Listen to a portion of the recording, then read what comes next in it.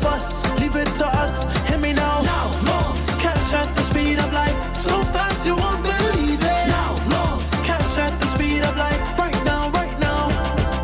Approved and not there. Yeah, yeah. Some money on the way. Yeah, yeah. Approved and not there. Oh, yeah, you know it's coming. When life throws surprises your way, now's here to help.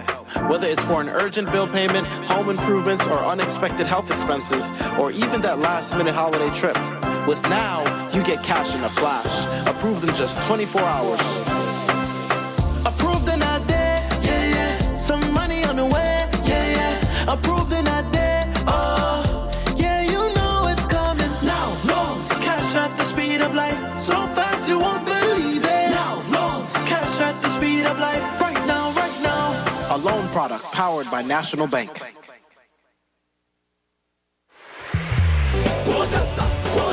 Reliable, dependable, Delta.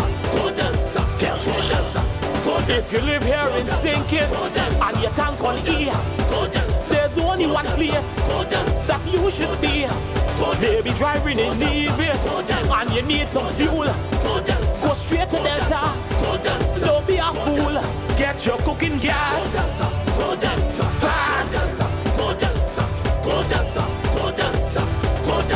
All petroleum needs ULSD.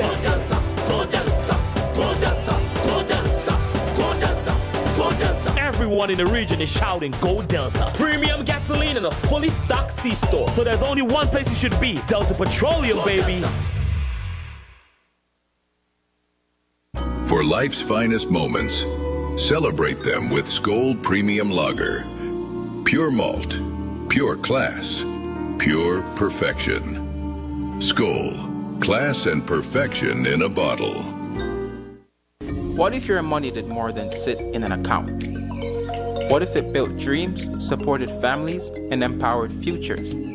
At St. Kitts Credit Union, we're more than a financial institution. We're a family that believes in your potential, rooted in people helping people. Enjoy competitive savings rates and low-interest loans for mortgages, vehicles, education, and more. Need security for you or your loved ones? The Family Indemnity Plan and Loan Protection Insurance give your loved ones peace of mind, whether you're saving for school, building your business, or planning for tomorrow. SKCU is here for you. It's not just about banking, it's about belonging. Contact us at 465-2272 or any of our branches. Learn more online at www.skccu.com. Become a member today and be a part of something greater. Hey, Webmaster here. I stay connected to Freedom with the Freedom SKN app. Simply search for the Freedom app in the Android's Play Store or the Apple's App Store and download it. Enjoy world-class radio at its best, anytime, anywhere. Become a Freedom Apper today.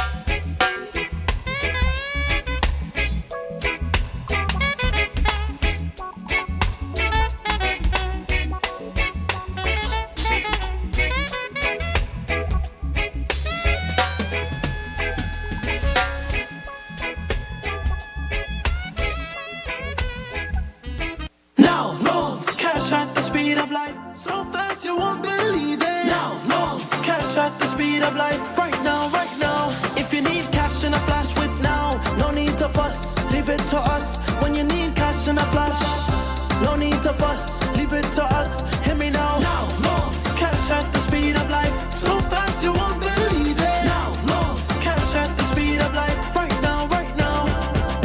Approved in a day. Yeah, yeah. Some money on the way. Yeah, yeah. Approved in a day. Oh, yeah, you know it's coming. When life throws surprises your way, now's here to help.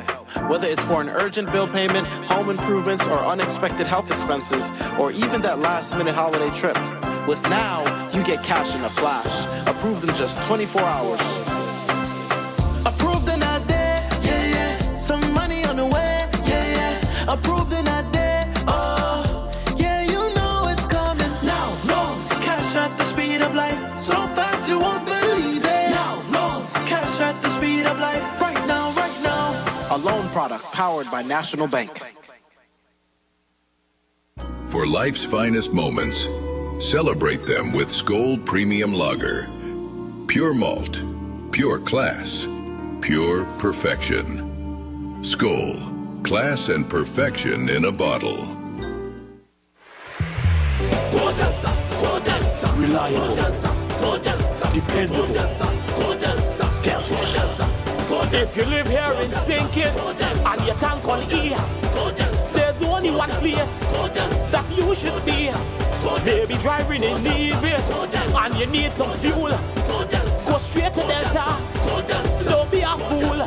Get your cooking gas fast.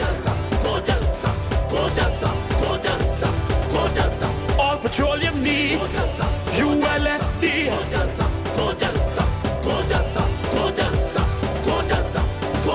Everyone in the region is shouting, Go Delta. Premium gasoline in a fully stocked C-store. So there's only one place you should be. Delta Petroleum, baby.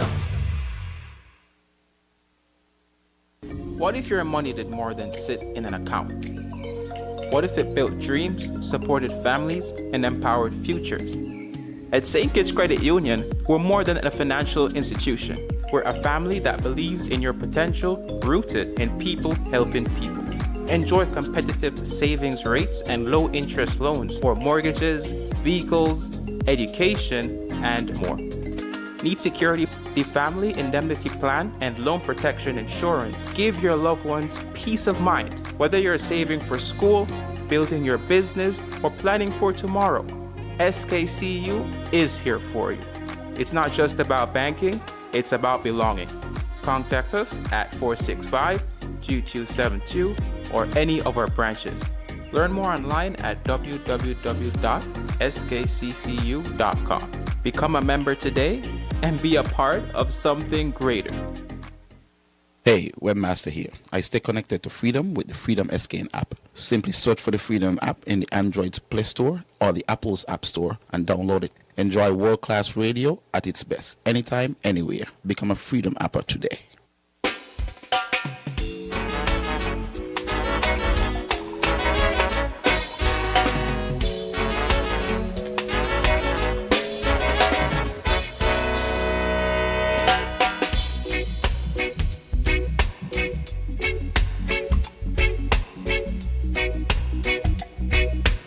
Good afternoon, St. Kitts and Nevis, as we welcome you to another edition of Groundings for today, the 24th day of October in the year for Lord 2025. I'm Juni Libert, and I'm joined by the illustrious sons of the soil, Dr. Patrick Martin, and former Deputy Prime Minister, the Honorable Sam Conda. They're with us today as we share with you some of the perspectives that we have on different national issues taking place in our Federation of St. Kitts and Nevis. Dr. Martin and Sam, good afternoon. Good afternoon, Juni. It's a pleasure to be here with you, illustrious Son Supreme. And thank you. Happy that the listeners and viewers to Freedom FM can join us. Yes. Yeah, good afternoon, Juni. Good afternoon, Patrick, and all our listeners. I want to share something with you that just amazed me yesterday. I went to see, there was a gentleman up there in camps by the name of Mr. Griffin, who celebrated 100 years on Wednesday. There was a service for him in the Methodist Church, the St. John's Methodist Church, yesterday, on Wednesday afternoon. Everybody was there, the Prime Minister, the Governor General, the Prime Minister, his parliamentary representative, Connis Maynard, the Deputy Prime Minister, and so on. Everybody was there, packed church. And really good service. And he had maybe I should do the thing right now because as we do celebrations, maybe I should do it now. He get a response, but because there were so many people, I didn't go to get an opportunity to greet him. So I thought that I'll do it on Thursday, because I know I was going to come here on a Friday and on Groundings and so on. So I thought I would go and greet him before the program. So I went across and I saw him and say, because he's a man who I've been close to all my political life, up in West Pasture. And so I went to say, Mr. Griffin, I'd come to congratulate you personally. I didn't get to meet you, so I'll come to God. He said, thanks, man, Sam. And, I said, I want to thank you for all that you've been to me. He said, well, Sam, I expect that. And, I'll be listening to Groundings because I expect to hear that on Groundings on Friday.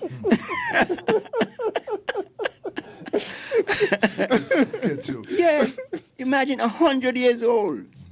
And he says that Groundings is his thing. He expects to hear it on Groundings on Friday. That he'll be listening. 100 years old. So you better start over and do it again. Boy, that one just took me. Yeah. So I want to say good afternoon to Comrade Griffin. Celebrated his 100th birthday. And Junior and Patrick, it was a wonderful ceremony. The Prime Minister gave an excellent presentation, so did the Deputy Prime Minister and his representative. But what was really outstanding, amazing, was his response. At that age, you expect people to be kind of rambling and going on and don't know when to stop and so on. And they called him up and he said, I want to thank you all. What a outstanding sort of attendance here. This surprised me. I didn't expect this. Packed church and people on the outside too. He said, I want to thank you all. He said, I know you all coming. You all are here this evening now to hear a lot from me. But you all not going to hear much, All I have to say is I want to thank God for all that he has been to me and to bring me to this stage. And so thank you all for coming. Good night. Amen. That's it. Red bell and the story. When a speech is short and proper. I mean, amazing. Yes. You would have thought that he would have gone and started to bring things from 1910. Or the opposite. He would forget. And exactly. I mean, right on spot. Bam, I want to thank you all. So many here. Didn't expect so many here, but thank you. It shows your appreciation and so on and understanding. I know you all might think you come here to expect a lot. Don't expect much. All I want to say is thank Almighty God. Amen. I mean, boy, that blew me out the water, man. You have anybody else, Dr. Patrick? No, I don't have anybody else, but I'm reflecting on Mr. Griffin and Sam's wake-up call. It means that he goes back. If he throws his hat back in the ring, he'll be speaking. His speeches will be shorter.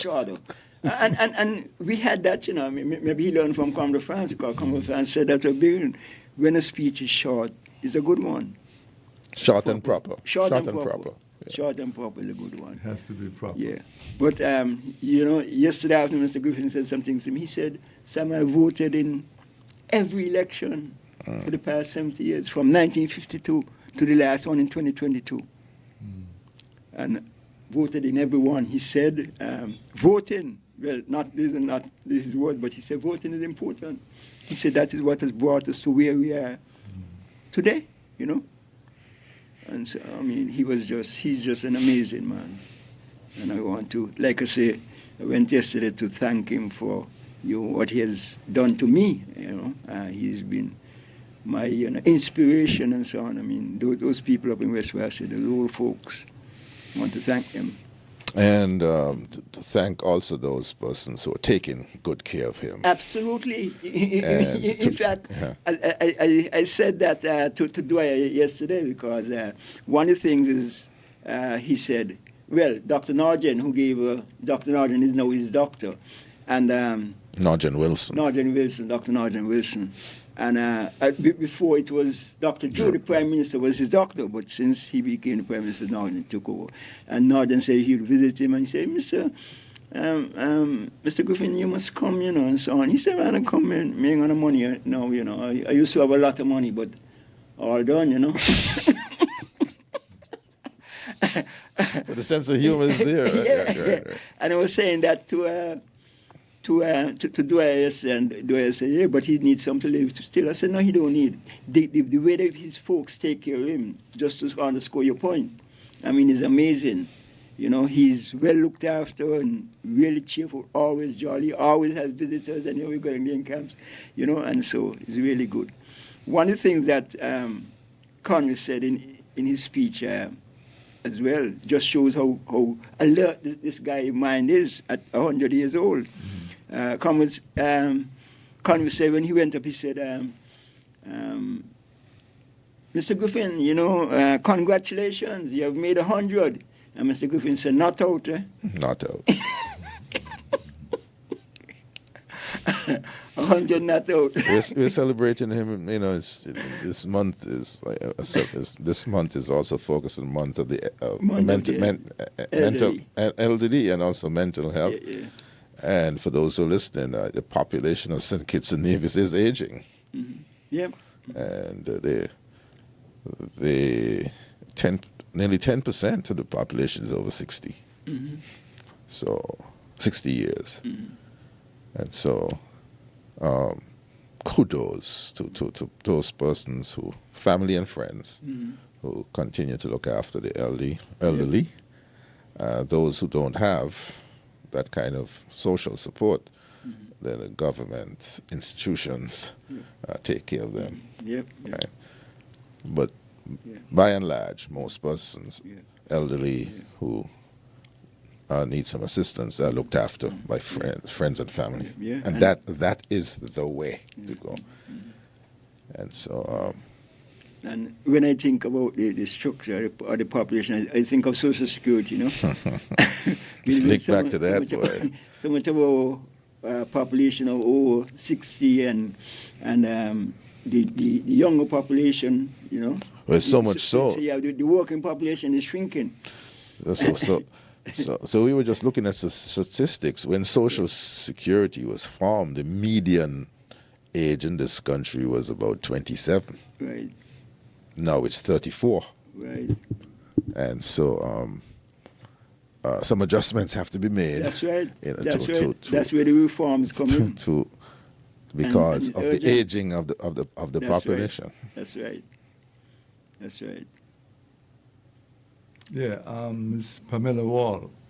Oh, she celebrated what, 90? Her 90th birthday last week, Thursday. Yeah. Mm-hmm. We're going to extend. That's icon there, right? Yeah. Birthday greetings to her, belated birthday. Mm-hmm. Shout out to Miss Pamela Wall. Yep.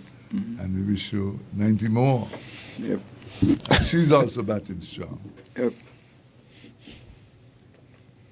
Yep. Right, gentlemen. Anybody else this week who made icons, birthday, you know? Icons. Cut your cake and celebrate. That's right. Well, as usual, we always start our main discussion with the icons and then, look to the east, see if there are any storms brewing. Yep. No, but when we look to the west, there is a storm, tropical storm Melissa, churning in the Caribbean Sea. Where's that located right now?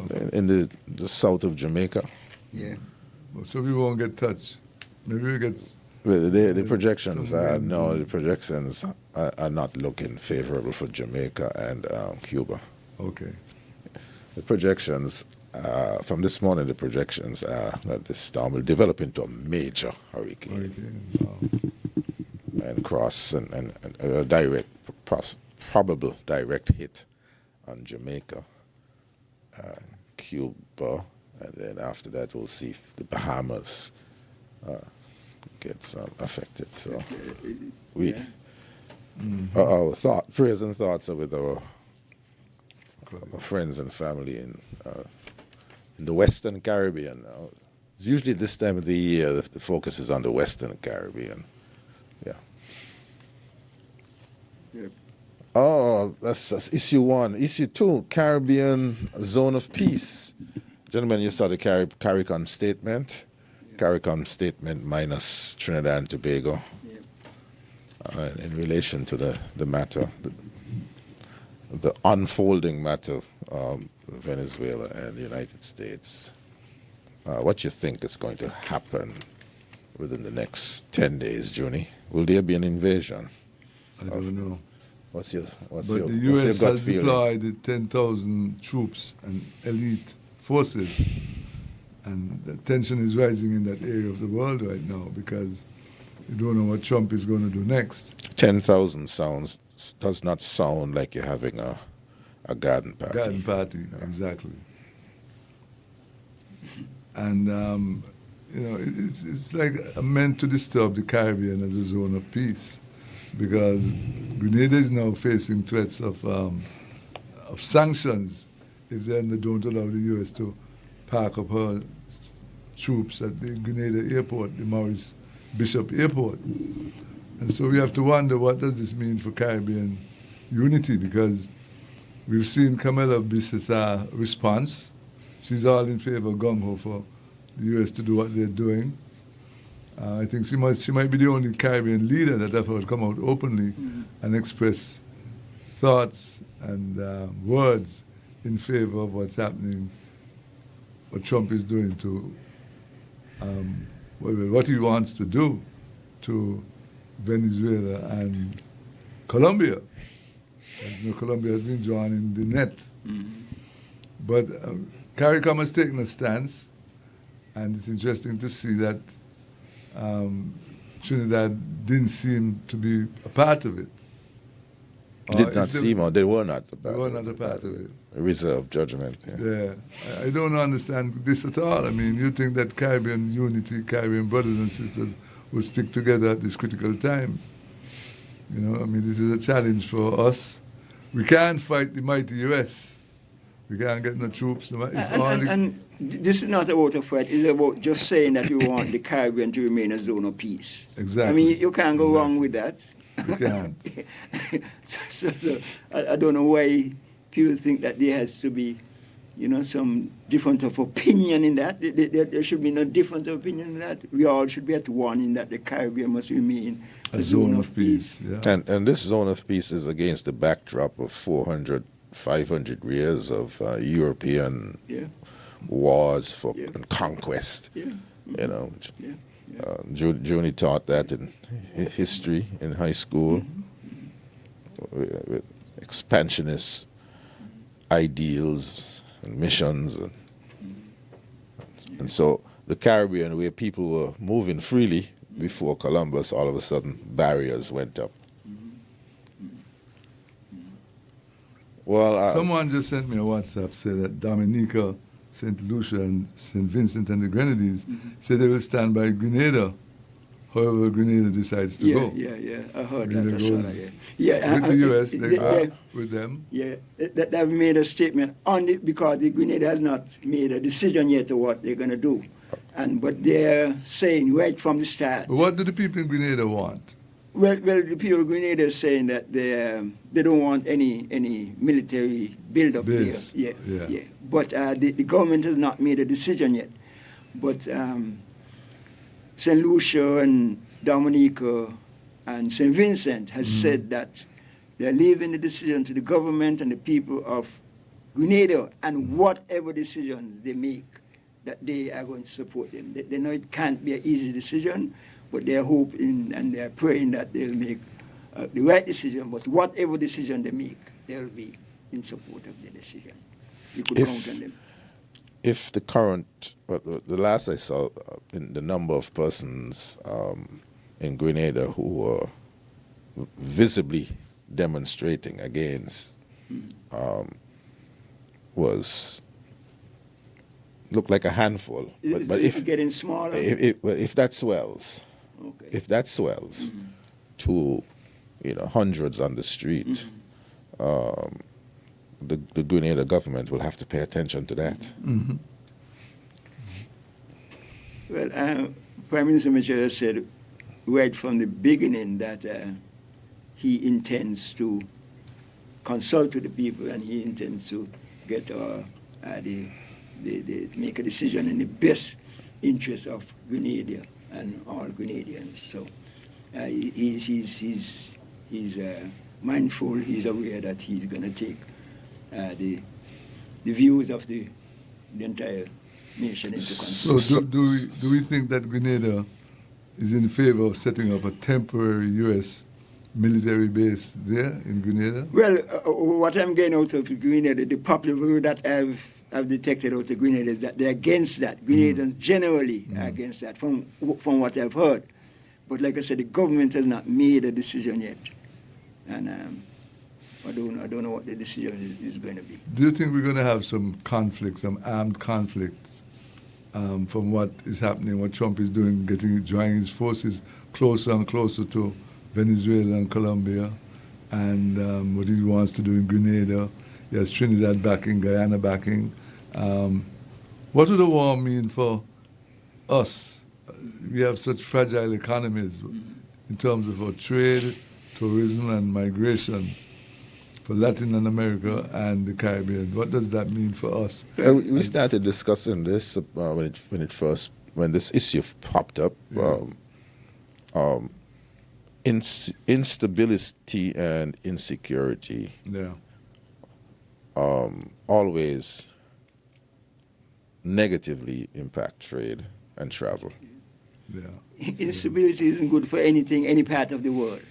I mean, this is just not good. And that is why I'm hoping that good sense will prevail. This is look happening. at the big wars going on between Palestine and Egypt. But this and Israel. What's happening and in Russia.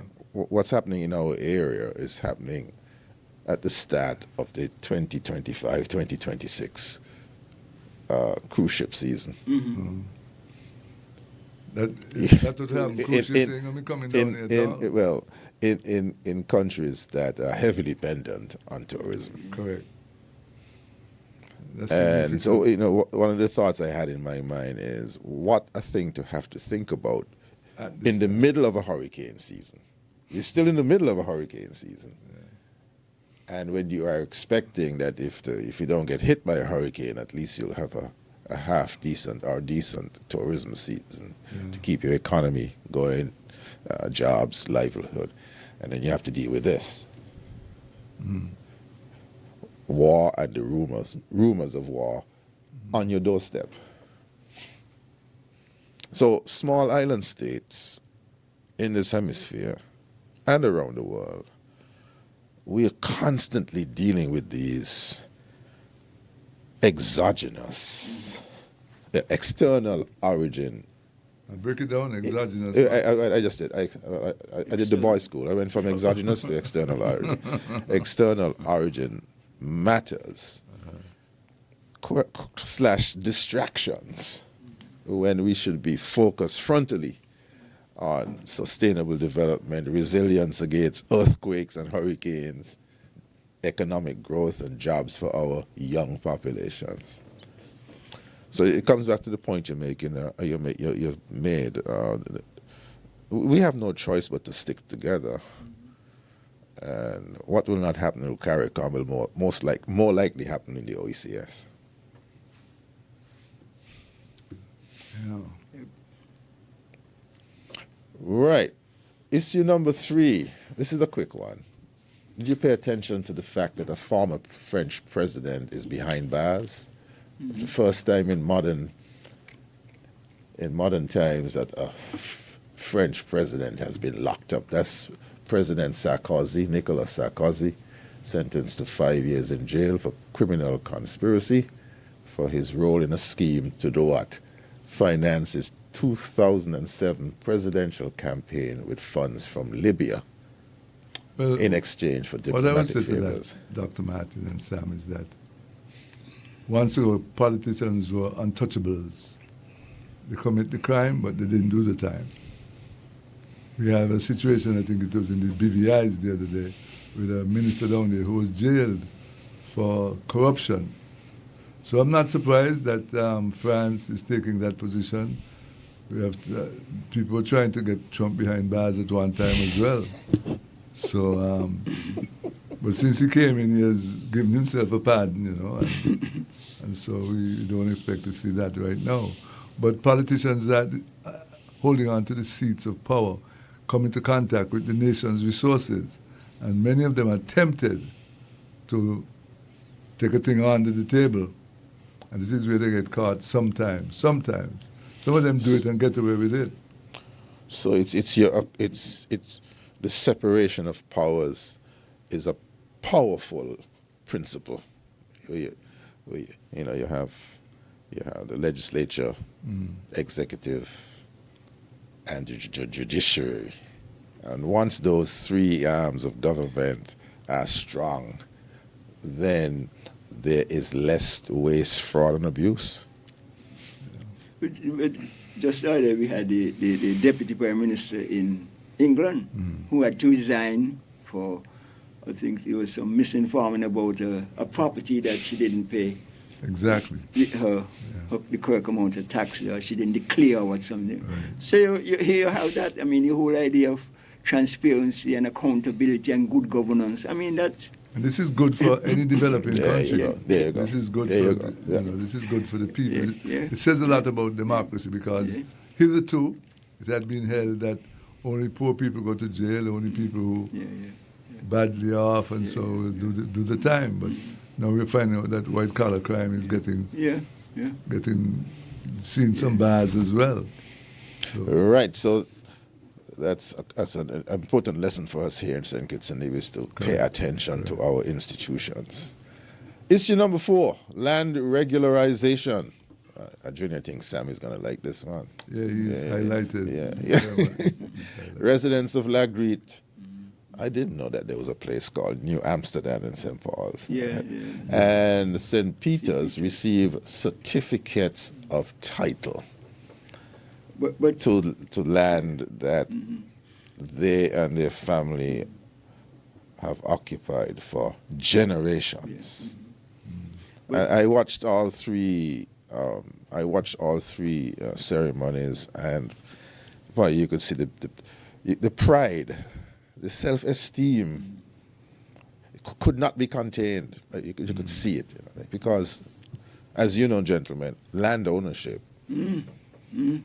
What land ownership means to the mind, Sam, what's your thoughts on this? Well, I mean, exactly, land ownership is empowering people.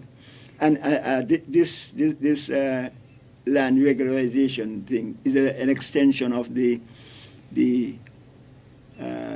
village estate land holding that was passed in 1998 or somewhere thereabout, where for the first time, in fact, Mr. Griffin was talking about that, recently, because all those people who were living on estate lands that the great-grandparents and the grandparents were living on, there was the Village Freehold Act that was passed in Parliament in either 97 or 98, where people got those things. So this is an extension, the regularization.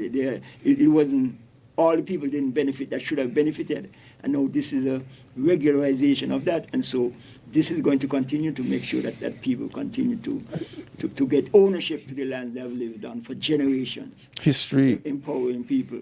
History is written that people in Angola and people in Nevis were settled settled lands that were left by the quote-unquote owners. Yep. And that it was Robert Bradshaw who made it possible for persons to then pay down a little something, and own the piece of the land. rock, as And you can- own as the you land. can. So therefore, so that people in Angola and people in Nevis were landowners. And then latterly, people in St. Kitts were sugar dominated from 1,000 foot to the shore. In fact, it's a major issue in our culture. Yeah.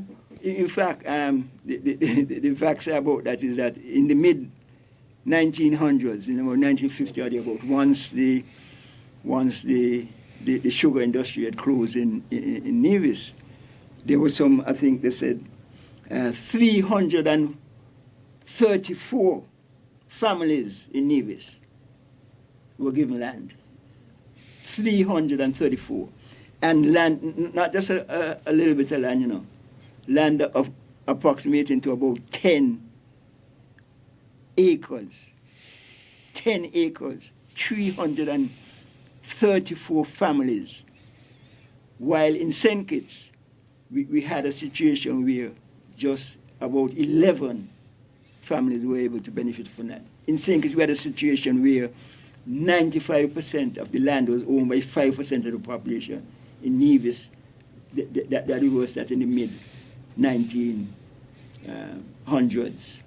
We are discussing this because we need to reinforce the point that the colonial government used St. Kitts' sugar power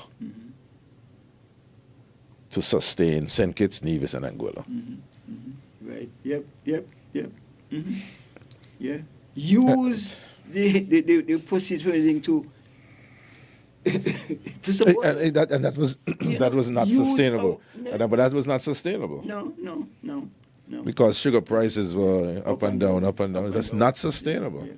So if listeners want to read some more about it, just Google "End of Empire Project." End of Empire Project, and it will take you down the road of history in this regard. So, circle back to the ceremonies that were held. Junie, you any thoughts? Well, I would say that this just demonstrates what Robert Bradshaw was saying all along. Absolutely. I mean, he had the vision and the foresight to call for the nationalization of the land because he realized people were landless. I remember one of his pet themes was own a piece of the rock. He would tell at election time and other times, he made sure he pointed that out specifically to workers. Go and own a piece of the rock. Nevis, Nevisians, on the other hand, had a closer relationship to the land than Kittitians. Ownership, In terms of ownership, correct. Yep. Because the estate owners in Nevis abandoned the estates because sugar was not profitable. Right. They abandoned the land, and so Nevisians occupied it. And that occupation was regularized. Right. But in St. Kitts, because sugar was all conquering, Sugar was king. queen and prince. And you see, it is interesting because we're talking, that is what, I mean, Bradshaw was talking about Junior and Patrick in... But stick up in what I see you searching through your archives. Yeah. But what Bradshaw was talking about came out of what people were discussing at the MIS Hall in Lower Market Street, and what Garvey, the Marcus Garvey movement, about land ownership and self-esteem. Later on, in current times, using land as collateral. Generational wealth. And I think it was in St. Peter's, one family brought up a youngster, primary school age, maybe a preschool age youngster, to be part of the receipt of the certificate of title. Yeah. That, That Exactly. told the whole story. That is what it's about. That told the whole story. That is what it's about. I think it was in St. Peter's, subject to correction. That you saw the 3 or 4 generations on the stage holding their certificate of title. Yeah, what I was looking for is a quote of Bradshaw addressing the conference, the West Indian Solidarity Conference in St. Thomas, UVI, in 1973, because he was making the point. He said, I assert that the Negro possessed total political power in the Commonwealth Caribbean and in Haiti at least, but there he needs economic strength with which to buttress, sustain, and support that power. If he is ever going to attain the equality he so urgently and ardently seek. It is the land that was going to do that. So you have introduced Haiti, 1804 revolution. Exactly. Huh? Exactly. What an inspiration, Exactly. right? Right. To Yeah. so-called enslaved Africans. Yeah. And this 1804 revolution in Haiti caused the powers that be to become very concerned Yep. Yep. Yep. that Yep. people of African descent are going to revolt. And so that revolution had to be suppressed, at the attempt. The messages had to be suppressed at all costs. It didn't work. No. At all. Did not work. Did not work. So, Land ownership. Land ownership. That's what it's about. In fact, I always like to go back to Bradshaw's speech on the land ownership, the nationalization of the land in 1975, the 31st of January 1995, when he said, "We are gathered here this morning collectively to make history by assuming the greatest responsibility which could fall to a people, namely to take over by law absolute ownership and control of all the really productive land in the isles of our birth, for the mutual benefit and for the benefit of our posterity forever." Putting that into perspective, another perspective, hitherto, ownership of the land was UK, where all the profits went. Right. Well, most of the profits went. And very little was reinvested in the colonies. That's right. So what we have today is because of the blood, sweat, and tears of our people. That's right. That's right. Absolutely. Absolutely. Absolutely. Absolutely. Blood, sweat, and tears of our people. Blood, sweat, and tears of our people. Junie was part of conveying that, Bastia High School, and singing. He used to be a Calypsonian, right? Yeah. Junie. Junie Liver. Yeah, I know him. Yeah. King Dahomey. Yeah. Africa. Yeah. Roots consciousness. Yep. How does what you're saying, looking at this backdrop that we have, this background, how does this translate into what is happening now in Nevis on the south side in terms of land It's all ownership? connected. It's all connected, isn't it? That's right. It's all That's connected. Right. That's right. I mean, that is right. We're talking about empowering our people. That land is it's for empowerment. Land yeah. is power. Yeah. Yes. So you cannot. But at the south coast of Yeah. Nevis, the land was Yeah. privately owned. Yeah, but And one of our national heroes, Sir, I was looking at What? the video that was put out by Destiny, and it tells me that there's a subtle, lurking threat. That is how I'm picking this up. To land ownership in Nevis.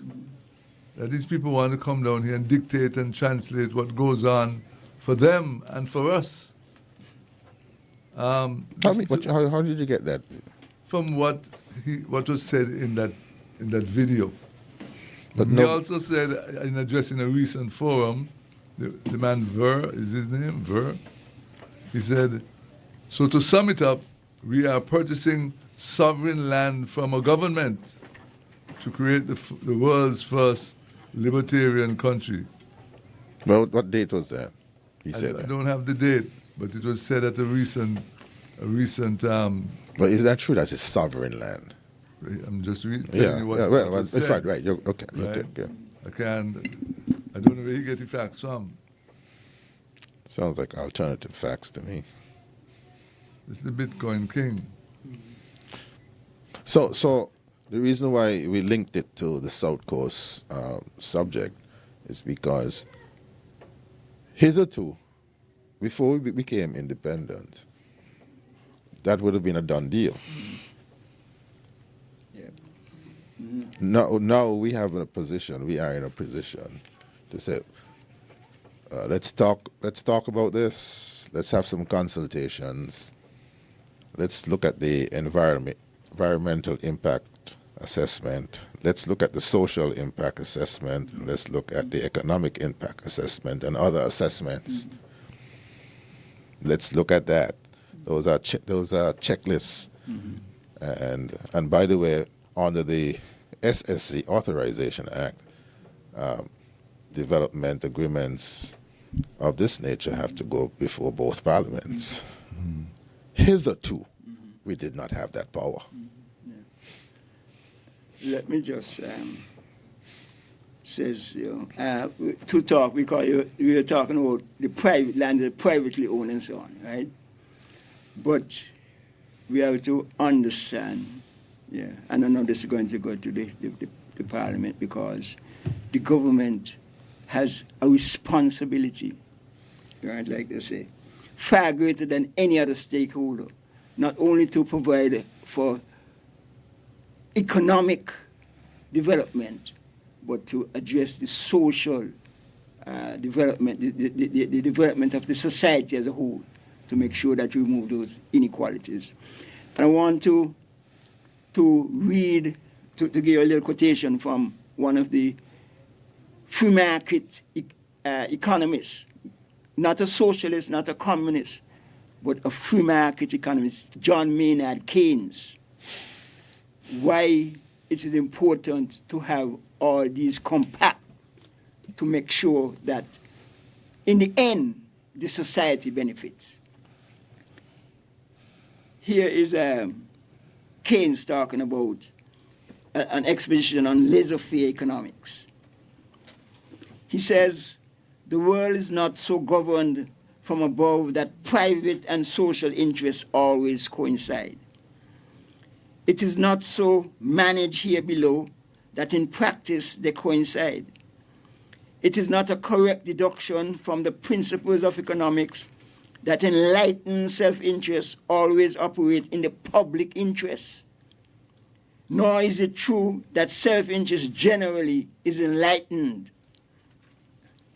He said, so we cannot therefore settle on abstract grounds, but must handle on its merit in detail what Burke termed one of the finest problems of legislation, namely to determine what the state ought to take upon itself to direct by public wisdom, and that it ought and what it ought to leave with as little interference as possible to individual exertion. We have the state, the government has a responsibility to make sure that private interest does not conflict with the public interest, with social interest. That is the responsibility of the government. How do you twin this, Sam, with the SSC? How do you see what you just said compared to what is happening with the SSC?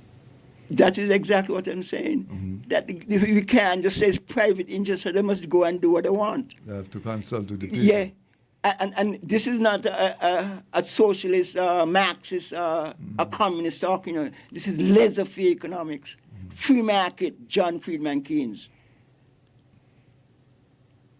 That we have to make sure, because left on its own, and it doesn't mean that, like he said, private interest is always enlightened,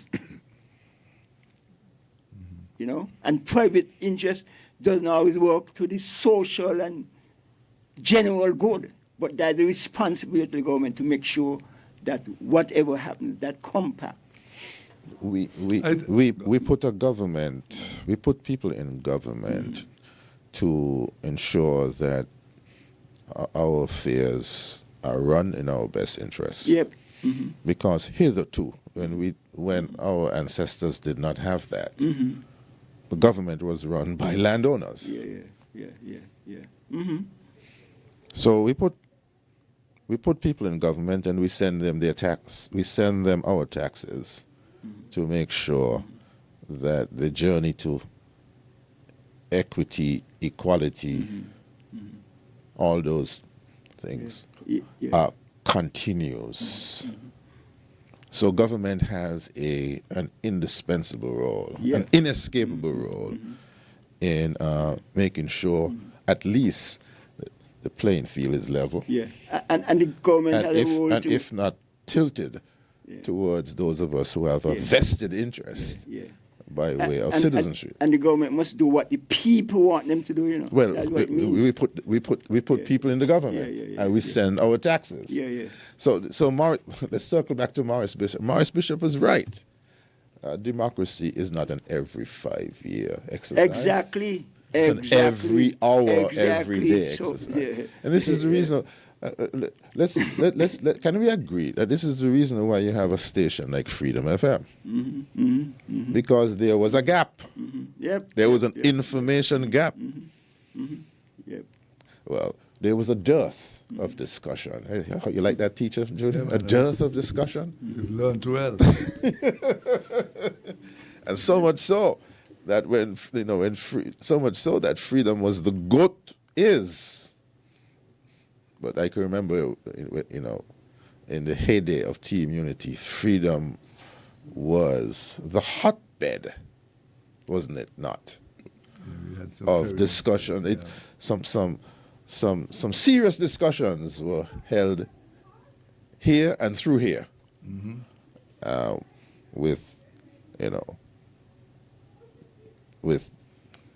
under the rubric of democracy and good governance and fair play and fair share and the like. Right.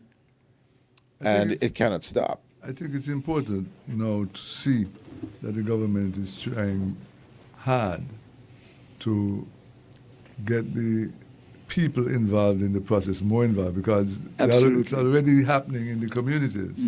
But they're making sure by going out to the people, say, look, this is what we have, this is what we want to do, what are your views?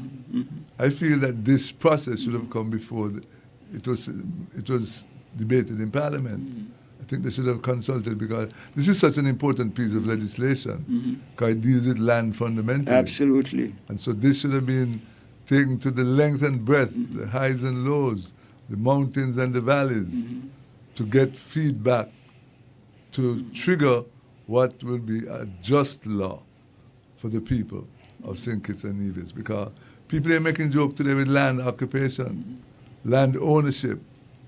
Land, I think Arrow, the Calypsonian from Montreal, had a song say, hold on to your property. Don't you remember that song? And save it for your children. Exactly. Yeah.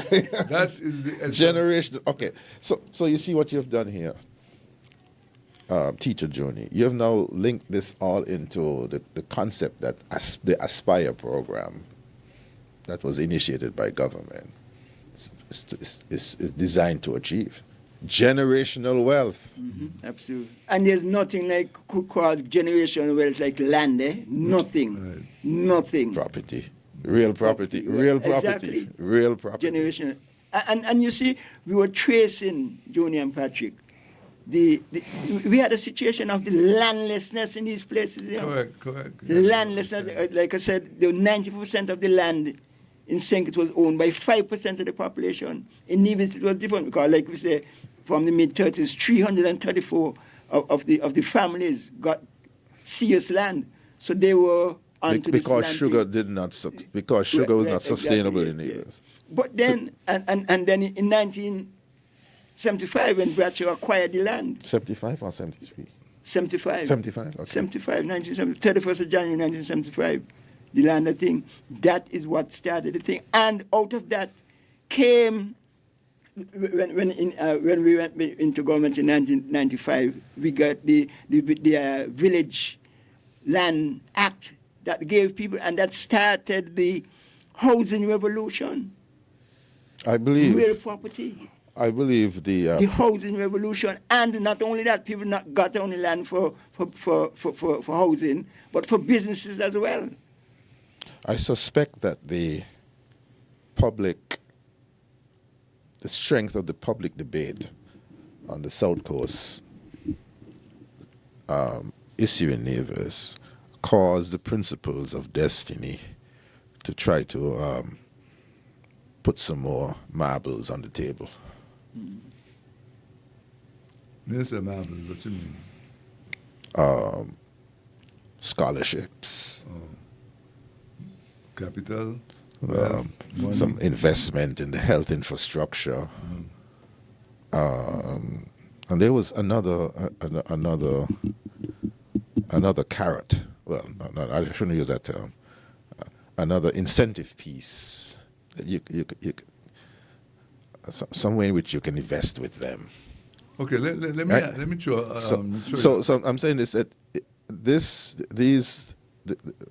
what we heard in that regard, I believe, was because St. Kitts and Nevis and St. Kitts people really said, "Hey, not so fast." And I don't think that the discussion must stop. We got to keep pushing. Getting information out. There are 3 pieces of information we must have. 1, must have by law. 1, environmental impact assessment. 2, social impact assessment. And 3, economic impact assessment. Must be laid on the table. Gentlemen, we've heard some feedback. We've gotten feedback from 2 of our legal luminaries. Charles Wilkin, son of the soil, Doyle Astafan in his commentary. What are your thoughts on their comments? And what are your thoughts on their comments? And their comments. What are your thoughts on Well, I have to admit that I have not paid sufficient attention. You haven't heard Doyle's commentary? I've heard, but there's hearing and there's paying attention. I see. I have not paid sufficient attention to both. Right, okay. But when I pay attention to both, or any other submission, I start with the right to speak. I may not agree, but the right to speak is an inescapable right. And 2, when I pay attention to matters like these, I've been taught to look at the 10 to 15 year horizon for your country. With a bound, St. Kitts and Nevis, especially in light of the climate crisis and other threats that we have to deal with as a small island, large ocean state. So we have, as a people, some decisions to make about our future, and thankfully, we have the right to discuss these. As Sam Conda often says in this program, all ideas must contend in the open, in the glare of the sunshine. Now, a former deputy prime minister said that the Drew Brantley legislation will, quote, create enclaves of privilege and reverse 50 years of land reform programs and progress, calling it a dangerous surrender of sovereignty and social justice. I'm quoting here from Wally, saying that our colleague here, Sam, made those comments. I like that. So, So you heard what I said? comment. Yeah. Comment. He's not quoting me. He just When he got Paraphrase. quotation mark. Yeah. No. Quotation mark. That's why I smiled. Yeah. Quoted you. But yeah. Enclaves of privilege. Yes. Yeah. So is Frigate Bay an enclave of privilege? Or hard-working people are now in Frigate Bay because of generational But Sam is right. blood, sweat, and tears? If you don't watch how we tend this whole thing, that is what will happen. So that will be our fault. Well, exactly. So I We don't. can refer to it as a state within a state. But I don't expect that our people at this stage of our development and maturity are going to do things that are not in our best interest. You think? Yeah. Okay. That's why we are independent. That's why I'm saying that this is not going to happen as it is, put It's not going to be an forward. overnight thing. No. This is going to require some serious. Talking to Mike. No, this I cut across Sam. Yeah. Sorry. Mm-hmm. Yeah. So Sam is the author of Enclaves of Privilege. Quoting Sam. You have the video to support and substantiate. That's not my. But this is the thought. thought out there. Yeah. This is the thought out there. Yeah. But like I say, basically, that's not a quotation. I would have said enclave of privilege. I don't even know how to say that. but basically, what I'm saying is that what is happening, like I just quoted John Keynes Maynard, who says that, it is not a correct deduction from the principles of economics that enlightened self-interest always operate in the public interest. Nor is it true that self-interest generally is enlightened. You can quote me to me. Yeah, absolutely. What you absolutely. said is absolute truth. Yeah. As a matter of fact, here's the video. Let me see. Yeah. I have it here. Nationalization of the sugar lands, because before 1975, you had about 5% of the population owning about 95% of the This is what you said land. today as well. You are landless people, and if we were to develop, you would want to get some land. In fact, in Nevis and Anguilla, I think they had a better arrangement of land ownership for ordinary folks. But in St. Kitts, we were totally landless. And on the 31st of January 1975, when Robert Batcher acquired the land on behalf of the people, I want to give you a quotation of what he said, which to me sums up the whole thing about the economic development of our people. He said, and I quote, "We are gathered here this morning collectively to make history by assuming the greatest responsibility which could fall to a people, namely to take over by law absolute ownership and control of all the really productive land in this isle of our birth, for the mutual benefit and for the benefit of our posterity forever." And I think Miss comes reference that what we are doing now is reversing that. It's turning back all those gains we have made. And apart from our independence, apart from our land nationalization and acquisition, and apart from maybe secession of St. Kitts from Nevis from St. Kitts and Anguilla from St. Kitts, we have not had an issue that has attracted more attention than this issue. And having said that, sir, I mean, I have spent quite some time. Oh, so that's Ms. Gums Connor sent me some articles, and various people have, of course, and I've seen some of the back and forth. And one of the things that somebody asked me to ask you, who was representing, they want to know what makes the difference between this opportunity, what makes this development opportunity. So Sam was out. He was being interviewed. He was being interviewed. I haven't heard the word enclaves. You haven't No. But the context in which you put it is the same thing. It's the same. Yeah. Exactly. But like I said, I don't know why he put it in quotation, because that is not a quote of mine. But in essence, remember, he's collecting. Well, let's be clear about this.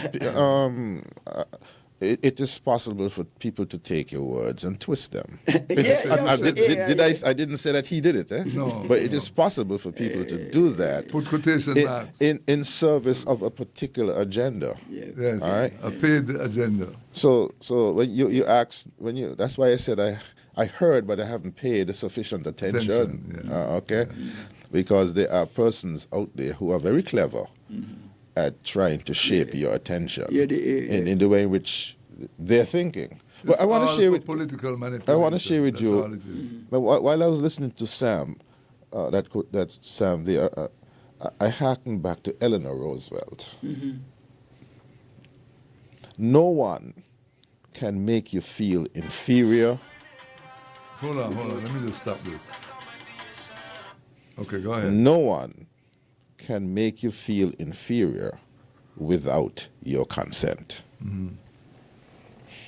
Junie, it's going up to 2:45. It's 2:45? What is this? We have to open the lines. I didn't realize that. Yeah. Well, it's such is the substance of the subject. Yeah. Well, I'll tell you what we'll do. Let's take a very short commercial break and we come back. Because the lines are going off. I'm now seeing the phone, the lights are lighting up. It's okay, it's okay. And we run a democracy. This is an ongoing thing, man. This is every day on issues now. We don't run a dictatorship. They're going to kill you, boy. We don't run a dictatorship here.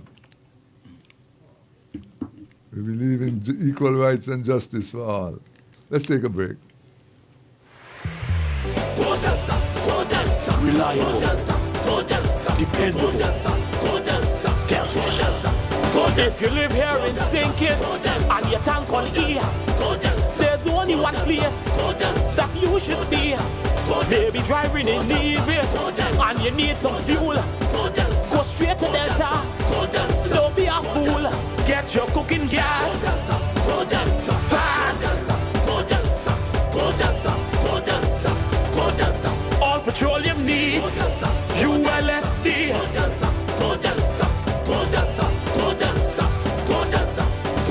Everyone in the region is shouting, go Delta. Premium gasoline in a fully stocked C-store. So there's only one place you should be. Delta Petroleum, baby.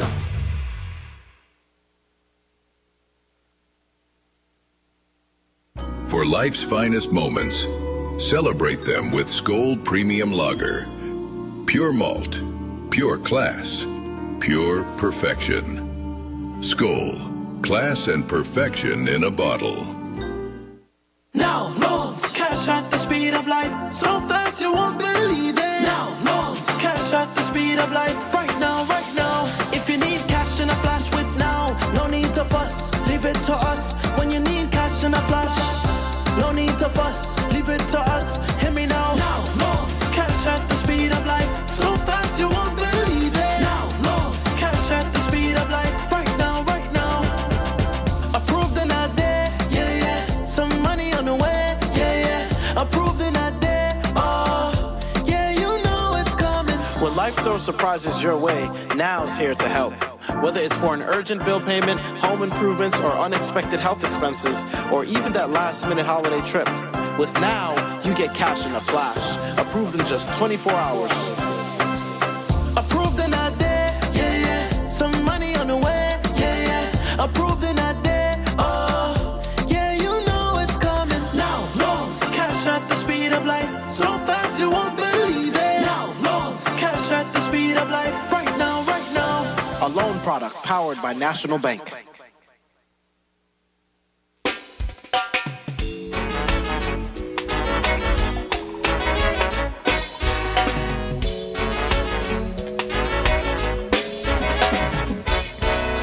And we welcome you back to Groundings for today. Your time now to communicate, your time to change the narrative or continue the narrative, if you will.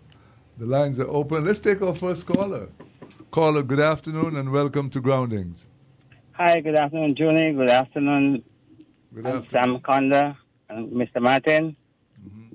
I am listening, and the sentiment that is even coming from your end is welcoming. For the fact that we were once a time St. Kitts, Nevis, and Anguilla as colonies. And I have listened to the sentiments because this matter is being discussed beyond St. Kitts and Nevis's border. And I have listened to the sentiments from Anguillians, at least one lady that said that with land and for what our lands, who our lands has attracted, and their nefarious ideas and ideologies towards what they have plans for our lands, means that we have worked. And I heard the sentiment from a lady from Anguilla, and she is even saying, like, I'm paraphrasing, not even 1 iota, 1 inch of land should be given for that purpose. Knowing that how precious lands are to the people of St. Kitts Nevis and Anguilla, even though they're seceded, they are showing solidarity with the cause in St. Kitts and Nevis here. Because I can assure you, if it ever was to happen to Nevis, it will also happen to St. Kitts. And we should not allow it so. The sentiments coming from you, Sam Conda, an historian in your own right, Junie, a historian in your own right also, and Mr. Martin, an academic in your own right, speaks volume, because your radio station is a well-listened to radio station, especially on a Friday afternoon. So the sentiments is going to change. We are going to be reaching the minds of Kittitians and Nevisians and persons further afield in the diaspora for the right cause. It would be such a travesty for we to lose our lands for people with these ideologies because of their monies. So let wisdom prevail and let the powers that be. Like the Nevisian politicians, just rescind the law. Rescind the law in Parliament if you're bold enough and strong enough and has the heart of the people. If your conscience prick you to the aspect of the egregiousness of what would happen to us. Not only that, I listened to a clip, I watched a clip with, it seemed like they discovered some hot springs water in that general south area in Nevis. I saw it on Facebook last night, yes. Okay, so hot spring water, these people were able to garner their own water, which that water should be going to the source in Nevis to give the people Nevisians water. But there was and soothing water from the hot springs and the like, the volcano vein. Suggesting in that video that there might be oil. Okay. Thank you, Junie. So someone of your caliber, Junie, you guys has conscience. We all have conscience in these areas here. Why not gold? Thanks for listening. That's my thank piece. you. Thank you so much. The lines are open. Let's take another caller. Caller, good afternoon. Welcome. Hi, good afternoon, Junie. Good afternoon, Sam. Good afternoon, and Dr. Martin. Now, I listened to Sam saying that Bradshaw was saying that either they should own the piece of the rock or something like that, to that extreme. For a leader to say that, it surely means our people did not reach to that level as yet in terms of owning the land. Now, an elderly said to me one time that Bradshaw was encouraging people to own piece of the rock. But there was a rumor going around at the time saying that Bradshaw wanted to bring a communist system here in St. Kitts, and that if you buy 2 pieces of land, Bradshaw would want to own it and them kind of thing. So people were afraid to buy piece of the rock. That is why Nevisian turned around, it is said, to grab the land, because even when I came back here in 89 here in St. Kitts, people was not too much interested in buying land, you know. It's after Denzel Douglas came into power in the 95. You find more young people owning piece of the rock. That is why now people so running after this land issue. I'm not saying it never used to happen under the People's Action Movement, don't have me wrong. But under the Labour government, you find more young people own piece of the rock and own their own house in St. Kitts. And I got to say thank you for Sam at the time, because Sam was there in the 95, and the Labour Party at the time said, no, our eyes are open, that we are so happy that we can own our own piece of rock, and then we can turn our own key in our own door. And I just want to thank the Labour government for that. I thank you. All right, thank you for your call. Thanks for reaching out. It's just about 2:47. We're taking your calls at 465-6474, 465-0546, 662-1065. Call now and let your voice be heard. This is part of the developmental process that we're choosing to air our views, let your voice be heard, talk on the subject matter. Don't wait until it's too late. Don't okay? wait. Wonderful. Did you get that clip? We have to make a clip of that? Yeah. Good afternoon, caller. Yes, good afternoon. Good afternoon. Gentlemen, this is for Dr. Martin really, though.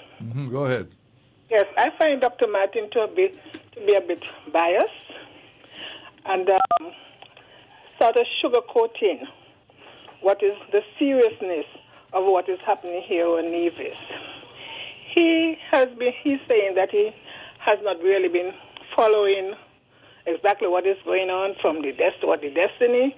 No, that's not true. From what is Sorry, caller, that's not Dwyer?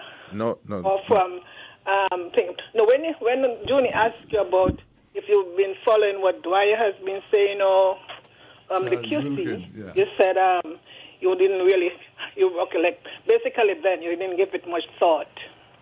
I heard, but I have not paid due attention to what they but said. let me tell you, you should be paying attention, because we in Divisions, it's a tough time for us here right now when it comes to our lands. Yes, some of the lands are private, they're private lands, but also the government has lands in the area as well. And if you don't know, let me tell you, the Premier's wife is the one who has been asking people or enforcing people to sell their lands. And he himself has said that he only knew of the investors. His wife knew the investors before him. So you need to sort of follow up what is going on, because even though it's only here on Nevis, it can affect St. Kitts as well. So call a question. Why was this necessary? Why was what necessary? What you just said in reference to me.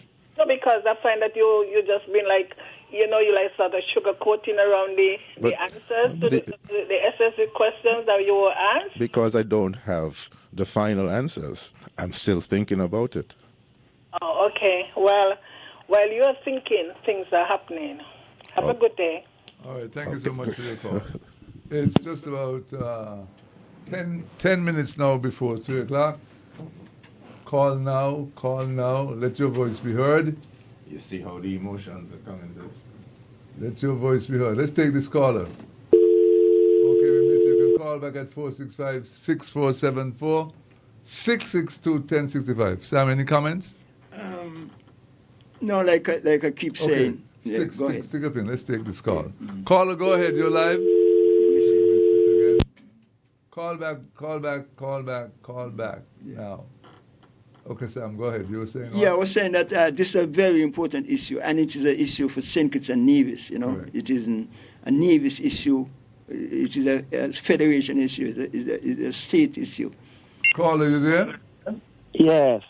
Good afternoon to the panel and the listening audience.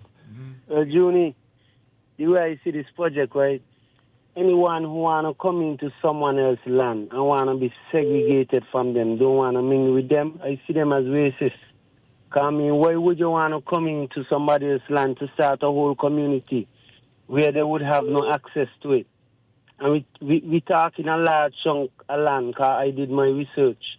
We talking like 80 size. I listened to Dwyer on the radio, but I did my own research, like 80 times the size of Port Zante. The other issue with this, we talk about food security. The amount of ecosystem this project will destroy in Nevis. that would be hurting to the fishermen of St. Kitts and Nevis and to the wider population. Okay. And there have been no consultation with the Marine Resources or anybody. He called to get my information on what's going on with this situation. These people sent in the draft, they're asking for 12 miles of the seabed. South is the most productive offshore seabed that we have in St. Kitts and Nevis. It spans 16 miles from shore to from the land to offshore, and these people were asking for 12 miles of that seabed there.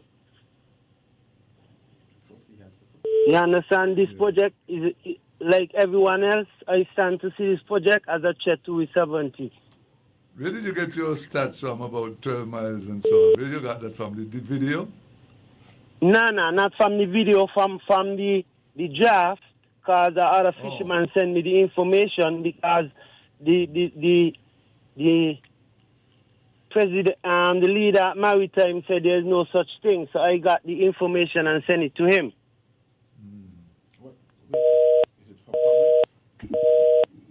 It's gone.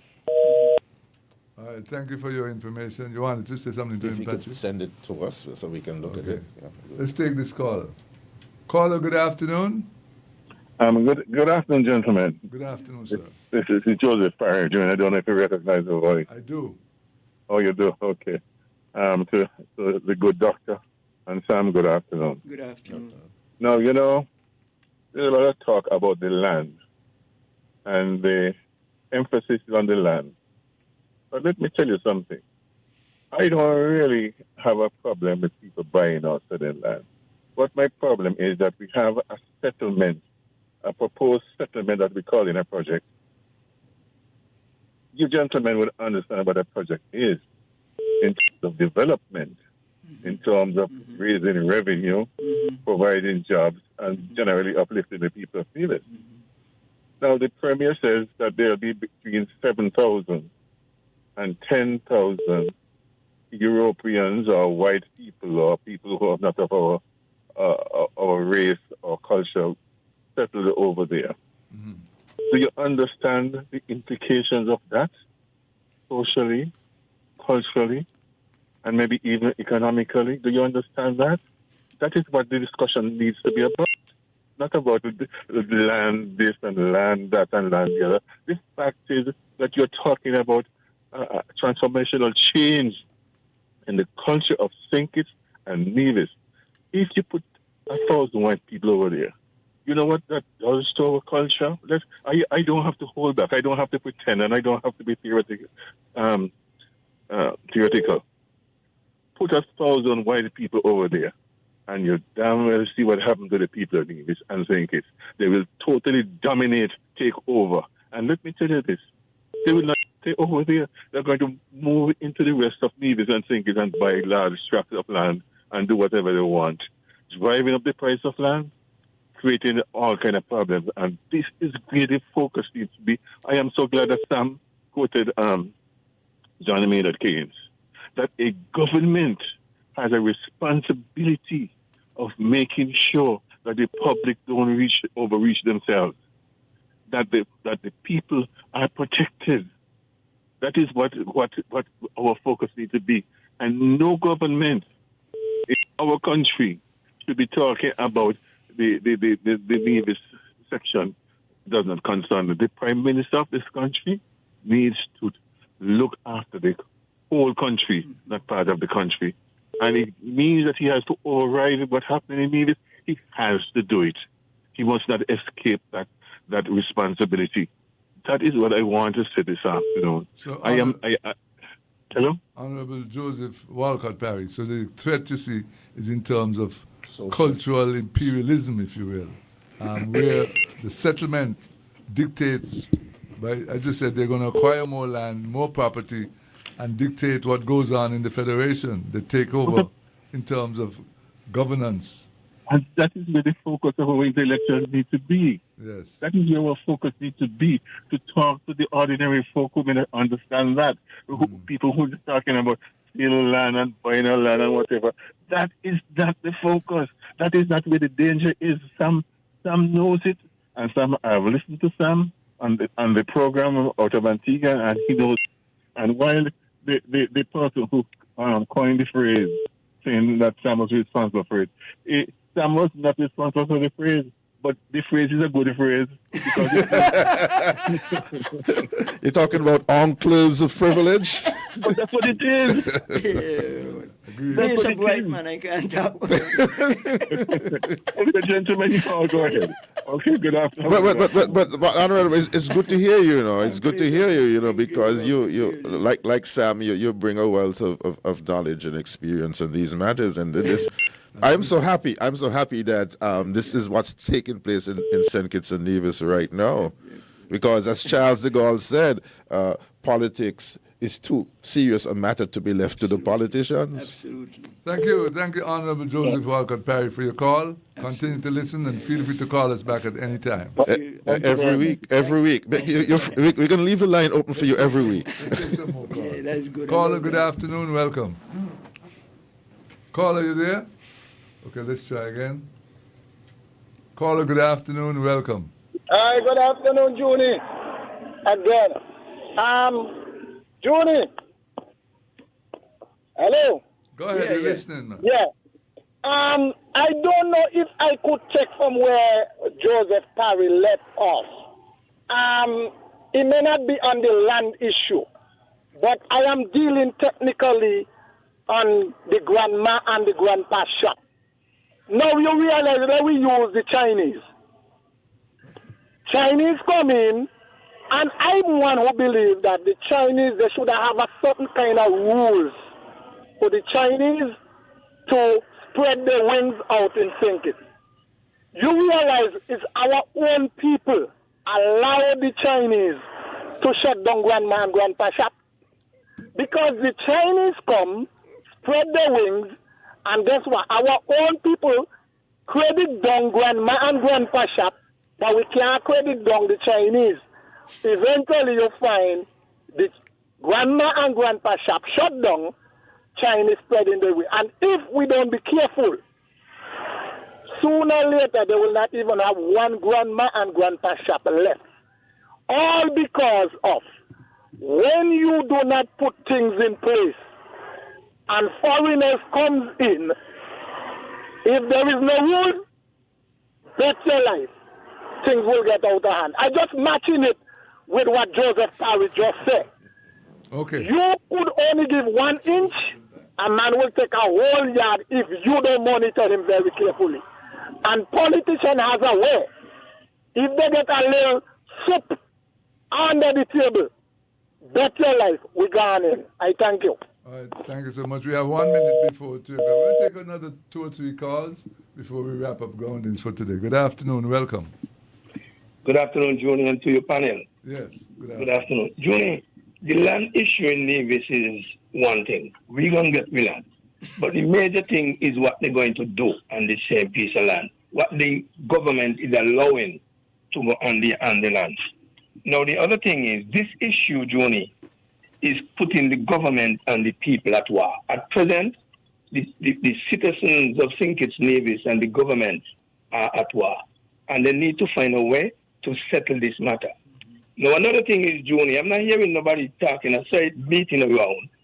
If the people pull out, they would pay $75 million. But if the country pull out, we have to pay $23 billion. Where's that written? I saw it, excuse me? That's why I said I saw it around. I saw it somewhere. Somebody uploaded. Yeah, somebody put it. I saw it. You saw it? But is that true? That's what I'm saying. I don't know nobody. But you see, Martin, when you have issue like these and people are saying things, I'm not saying that the government would have to jump at everything. I'm not saying that at all. But when you got these kind of things with an issue like this, a sensitive issue like this, you got to make statements and not only town hall. Because I'm listening to the town hall, and the town hall have nothing to do with the issue they set out to do. And I could understand because people have a lot of issues. A partner just make a call about mom and pop shop, and he is correct. We are allowing people to come in and to do the things that we are doing, and then we say, oh, we don't know how to do business. But we people are assisting them, and our people are still supporting them. You come Nevis and Phoenix Beach, you see a building going down there. This building should have housed 4 individuals, 4 local business. Even somebody from Sinkits could have come over and get a spot. And parent in that building from the government, rather than giving it to somebody like Yaxman, Grill them, and all that. What happened to our people? What's happening to our people? We people are not being properly represented, Martin. And I am upset about it, Juni. A question for you. If we're not being properly represented, then we change the representation. Well, you could say that, and you would willing to do that, but you and I alone can't do it. Precisely. So Malcolm X is correct. We are not outnumbered. We are out-organized. Well, you could say that too, because you just had Julius Marcus Gavison the other day parading him around St. Kitts Nevis, and it's on one hand, and the other hand you give away the land. The same thing that Marcus Garvey preached against, because Marcus Garvey said any ways that depend on another ways for their survival is a way that bound to be doomed, and that's where we're heading. So this the 23 the 23 billion and the other 75 million. What's the reference for that? No, if they pull out. Oh, where's that written? That's what I'm saying to you. I'm not hearing anything. I saw it written somewhere where somebody put a post on that, and I heard a conversation the other night when somebody was saying, because people are doing the research. But is it fair to put something like that out without the reference point? Well, nobody has contradicted, so it seemed like the okay. I hear you. I got you. And the other thing is, the man, this is the same man, and this is the reference point. He said it's going to be an island in a country, and it's with the own laws. He said if it's 3 things you should take away from this, it's going to be an island in a country with its own laws, rules, and regulation, and their own finances. And there are people in the country who think that that the colonizers coming back again, and they are scared, and they have every right to be. All right. Thank you so much for sharing. No, go ahead. Finish up. Yeah, I'm finishing up, Juni. So I want you all to look into what you just asked me, Martin. Pay this thing more attention, because if people are disturbed and think it's too. All right. Yeah. Thank you so much for your call. Yeah, you're welcome. Yeah. All right, we're going to take one more call now at 4 minutes after the 3 o'clock hour. The switchboard is lighting up. Boy, look at the calls. Let's take this one. Caller, go ahead. Caller, go ahead, please. Good afternoon, gentlemen. Good afternoon. Some time ago, I think it was back in March, the Prime Minister said that he received the fair share report from the World Bank. As of today, the politicians has not shared that information with us, what the World Bank says. We have been trying to get that information from Dr. Jew and the Premier of Nevis, Mark Brantley. And none of them have the respect or the courtesy to share that information with us.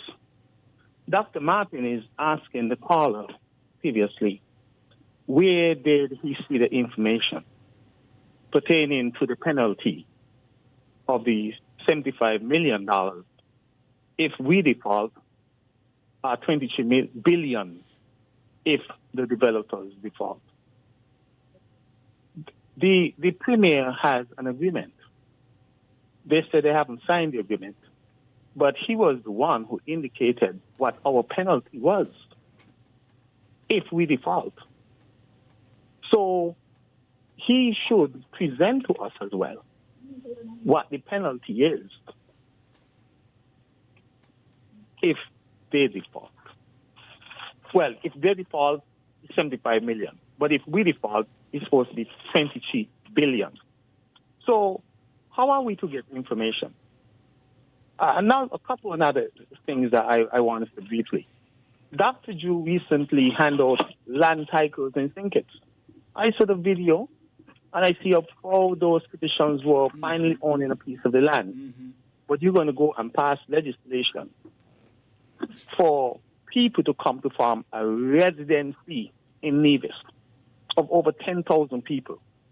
He, in the parliament 2 years back, spoke about 25,000 people who got CBI citizenship landed in St. Kitts.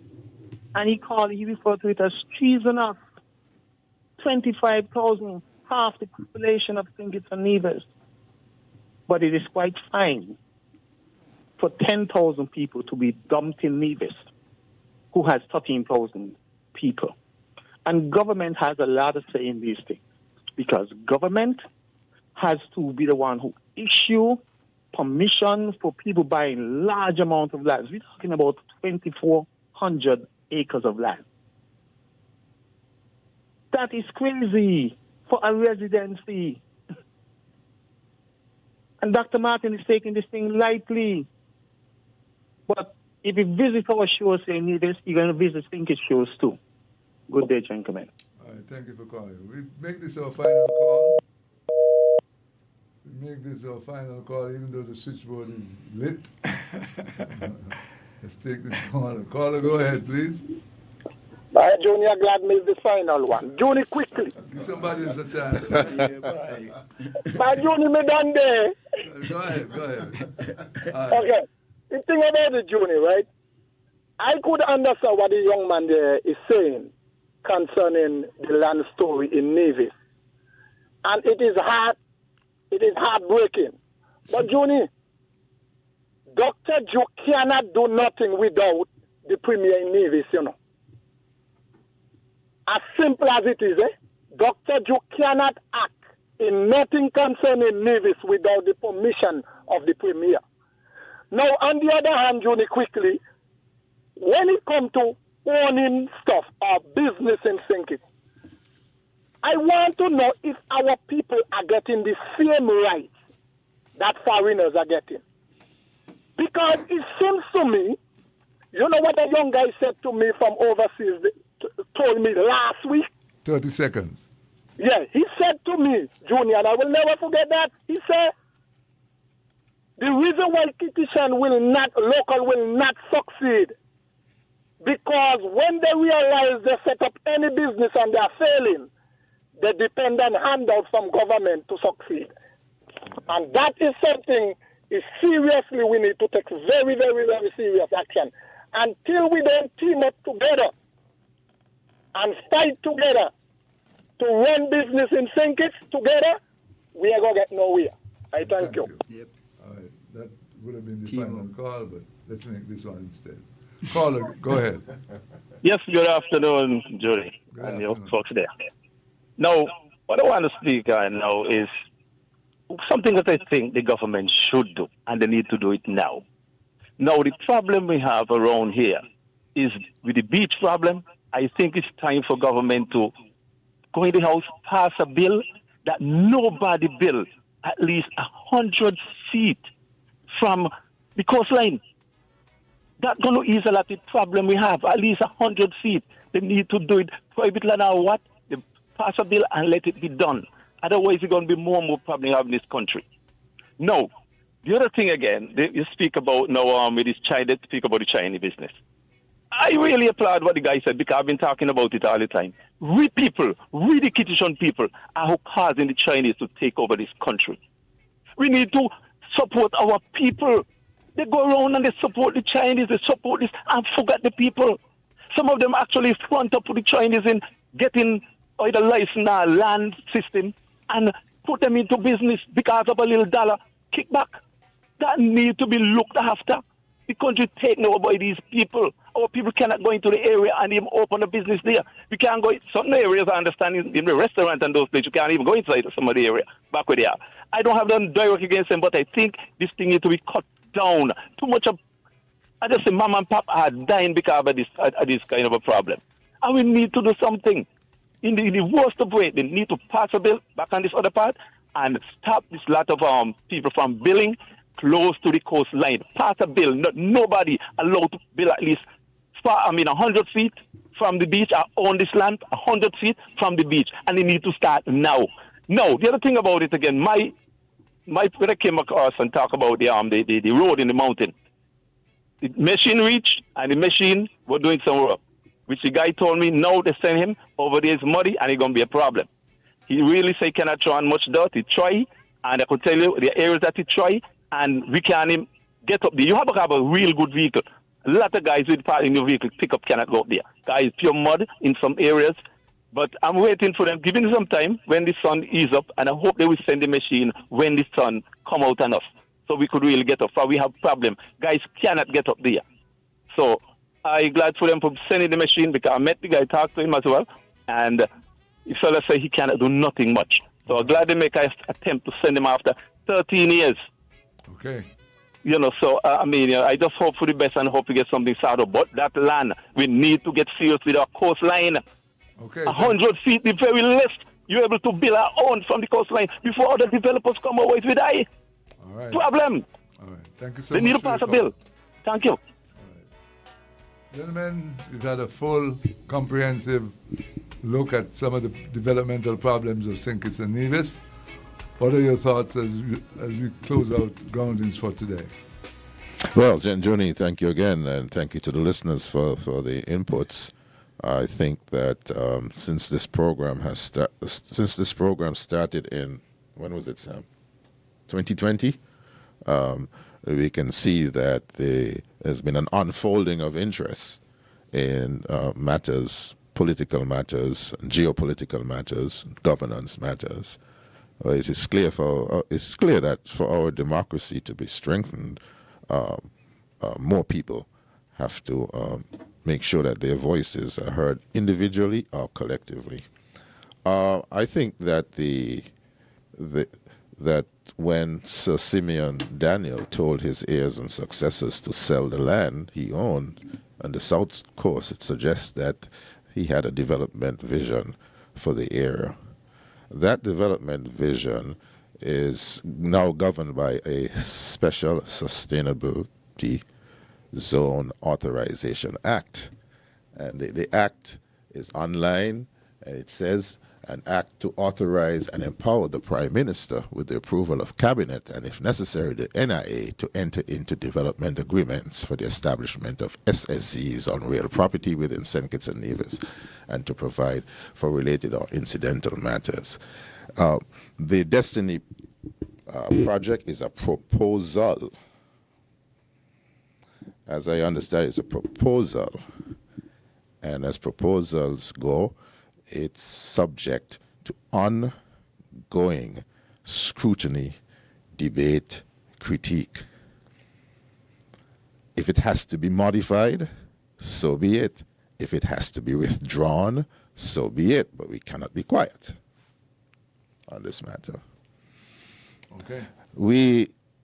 I'm going to finish by saying two things. We have developed St. Kitts and Nevis to the point where these two islands are attractive. The census shows that 4,000 to 5,000 people were added to the population since 2011.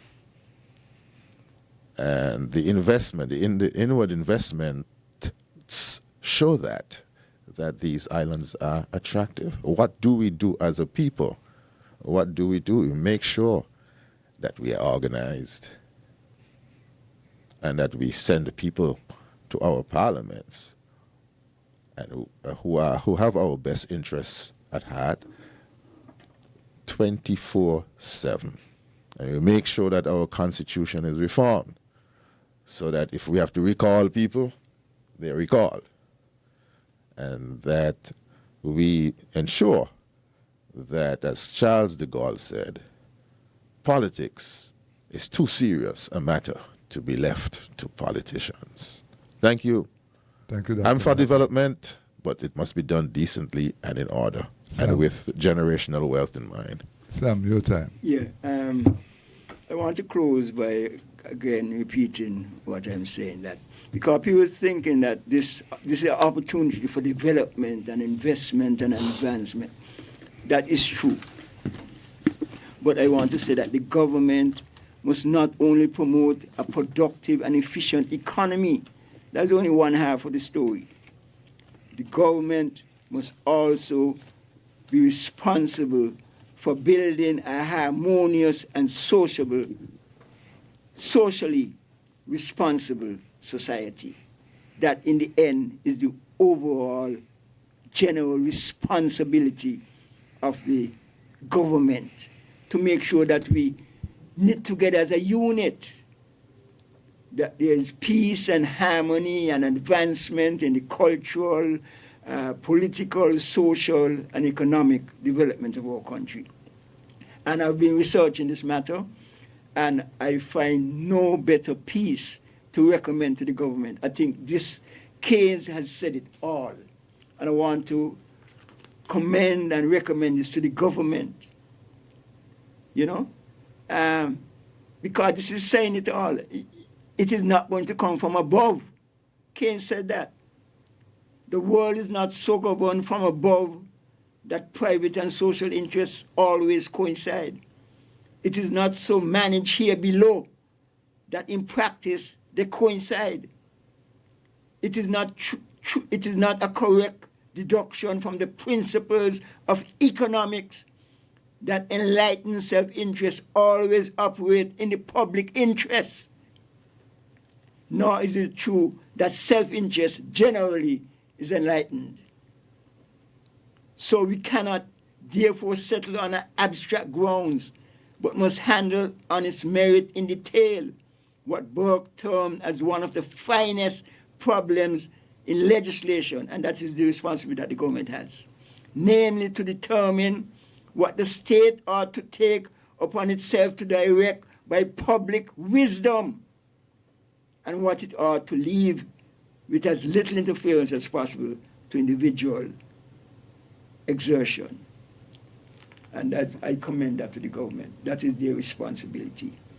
And so while we want economic development and advancement, we want to build a harmonious, socially responsible society where we continue to promote our culture and our ethics and our norms and our values as a society. We can't lose that on the altar of economic advancement, because we will lose everything. All right. Sam, you done? Yep. Okay, well, thank you very much, gentlemen, for your leadership this afternoon. We appreciate it. We look forward to joining the people of St. Kitts and Nevis and further beyond next week, Friday, for another edition of Issues. I endorse what you've said. I also want to point out that this month is Breast Cancer Month, Breast Cancer Awareness. And so we want to be aware of that, because according to the statistics and the urologists and the people who deal with oncologists and all of that, they're saying that cancer is most prevalent now in our society. Yep. For men, it's prostate. For women, it's breast. So we have to do what we can to fight it. Yeah. And to fight it, early detection, that is the key. Awareness. And awareness, as Dr. Martin just chimed in. Thank you so much. I myself am a prostate cancer survivor. Yeah. And I give God thanks that I discovered it early and dealt with it, and I'm still dealing with it, because these things have a way of backtracking and coming back. So thank you, St. Kitts and Nevis, for all that you have done and said this afternoon. And we now join DJ Rinch for Island Williams. Thank you, and have a blessed afternoon. Good day.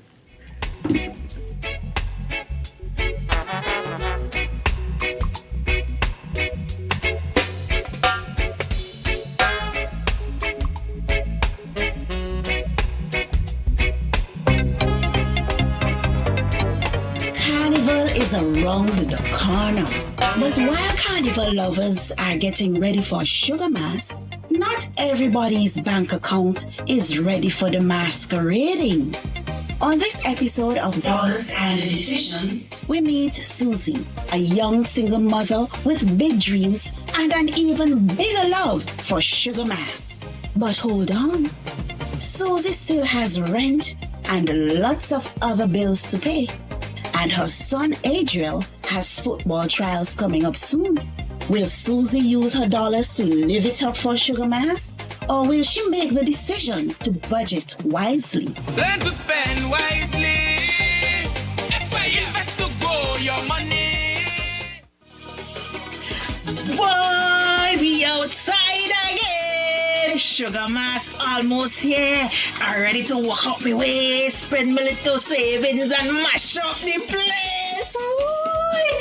Susie, girl, you're gonna shine. Look at me. Hair done, nails done, everything done. Boy! Mommy, I hungry. You cooking? Are you studying carnival? That ain't even come yet. Boy, Adrian, let me alone. You can't see the pot nearly done. Right now, I planning how I going to look sweet for Sugar Mass. Mommy, you always saying planning. But when I ask for something, you never got anything saved up. What kind of planning is that? Hey. So you is a budget police now? No, Mommy, but... Boy, don't worry. I go get all the money to buy what I want for Sugar Mass. Remember, Sugar Mass is only once a year. I must enjoy myself a little bit. Inside. Hey, who that be now? It's Miguel. Open up before I melt in this hot sun. Hey, Carol girl, what's good?